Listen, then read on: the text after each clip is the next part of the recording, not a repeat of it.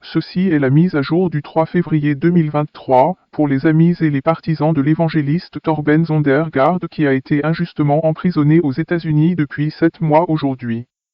Nous allons parler de l'affaire de diffamation qui a été déposée par Torben en Caroline du Nord contre un de ses anciens élèves. Cet aspect du combat pour l'obtention de la justice concernant Torben est important pour plusieurs raisons, mais avant de commencer, nous voulons clarifier quelques points dans le procès lui-même. En premier, l'homme exposé dans le procès s'appelle Paul Philippe May.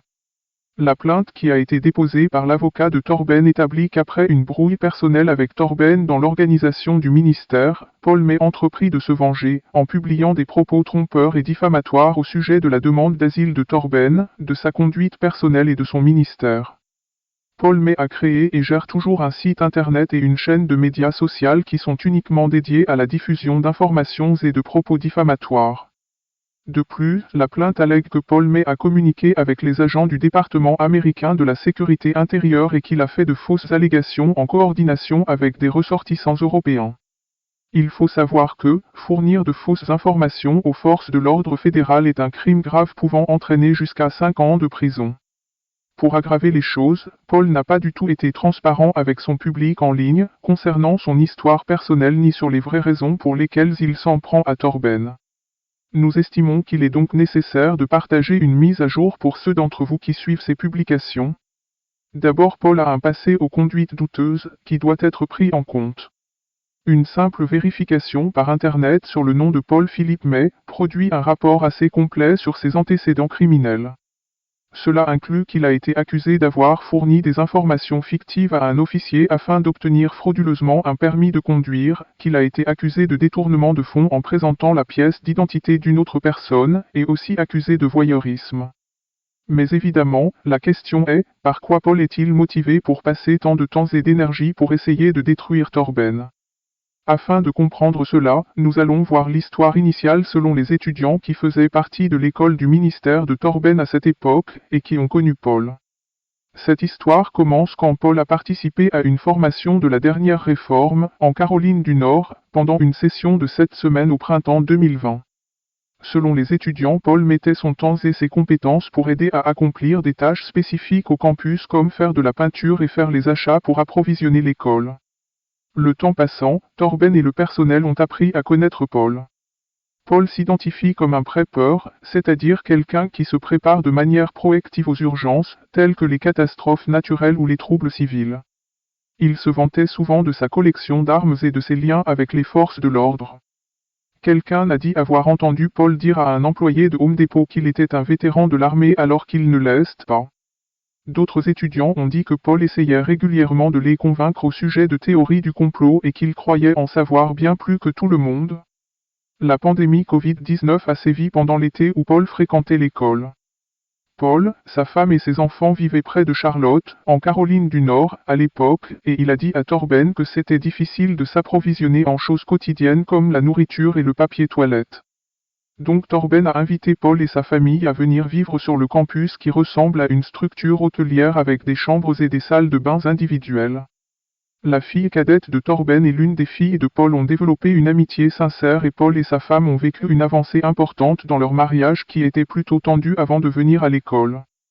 Cependant, vers la fin du semestre, Paul a fait une déclaration surprenante qui a suscité l'inquiétude parmi l'équipe. Paul disait aux étudiants, il avait reçu la révélation que c'était lui qui allait accomplir la prophétie détaillée dans le roman populaire de Jonathan Kahn, The Harbinger, le présage. Et cela voulait dire qu'il était prétendu se rendre à la ville de New York, au Ground Zero où les tours jumelles se sont effondrées le 11 septembre, pour y planter plusieurs drapeaux. Il affirmait que dès qu'il aurait planté les drapeaux, un grand réveil commencerait en Amérique. Et à la suite de ça, il allait se rendre à Washington DC en rassemblant les gens des villes et des cités, le long du chemin. Il envisageait d'arriver à Washington DC avec des milliers de personnes derrière lui, et avec une importante couverture médiatique sur son mouvement. Il croyait que Dieu l'avait souverainement choisi pour accomplir cet acte historique. Quand Torben et l'équipe du ministère ont appris cela, ils ont essayé de raisonner Paul et lui ont dit qu'ils n'étaient pas d'accord avec son point de vue. Non seulement Paul perturberait les examens de l'école, mais ils lui ont dit qu'il n'entendait pas correctement la voix de Dieu et ils lui ont demandé de ne pas y aller ni de persister dans sa croyance. Paul a ignoré la recommandation de Torben et des leaders, et il a voyagé jusqu'à New York dans la volonté d'accomplir la prétendue prophétie, il a planté les drapeaux, et rien ne s'est passé. Paul est retourné en Caroline du Nord, et d'après les étudiants, au lieu de s'humilier, il est devenu agressif.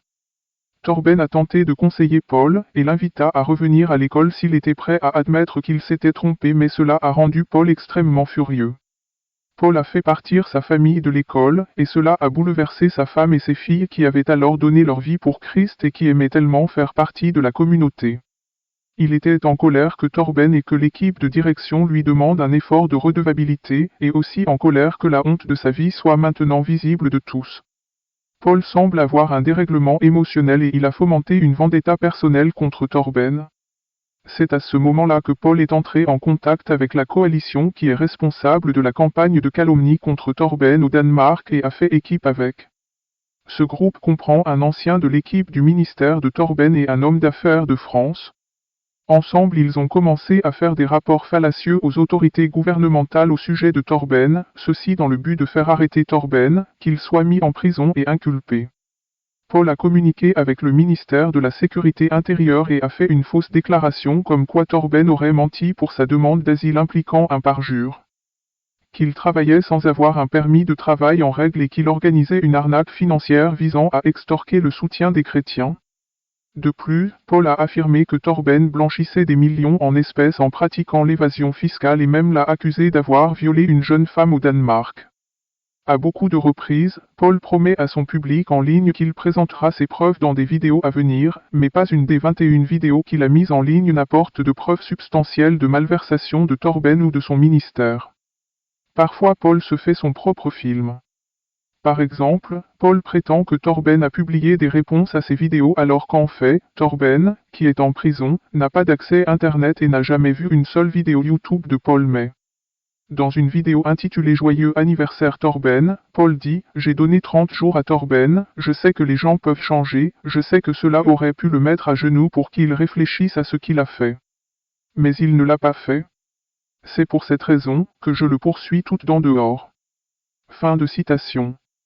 Paul a appris qu'il était cité à comparaître le 12 décembre de l'année dernière et il a dit à son public dans une vidéo qu'il était très impatient d'aller en justice. Il a dit, nous sommes prêts et nous étions prêts et nous avons gardé toutes ces cartes en réserve, nous ne les avons pas montrées, parce que nous savions quelle serait leur prochaine action. Je veux y aller et mon père pourvoira à tous les moyens nécessaires pour nous y rendre. Ce serait la meilleure chose qu'on puisse avoir, de faire une déposition, fin de citation. Il a dit aussi, je veux que vous soyez assurés que pour chaque chose que j'ai dite dans mes vidéos, nous avons des témoignages et des preuves pour la moindre de ces choses, ceci pour chacune de mes vidéos. Il est temps pour vous, les gars, de vous tenir derrière moi si vous voulez. Je veux dire que je vais prendre tous les coups. Fin de citation. Mais depuis que l'avocat de Torben a déposé plainte, le comportement de Paul induit qu'il a probablement menti tout le temps. En fait, il semble qu'il tente maintenant d'échapper à l'assignement. Par exemple, le shérif du comté a personnellement essayé de remettre l'assignation à Paul, chez lui à Concord, en Caroline du Nord, mais après plusieurs tentatives infructueuses le shérif a laissé une note à Paul, lui demandant d'appeler le bureau du shérif. Les avocats de Torben ont été informés que Paul avait bien appelé le bureau du shérif et a dit qu'il ne viendrait chercher la convocation que la semaine suivante.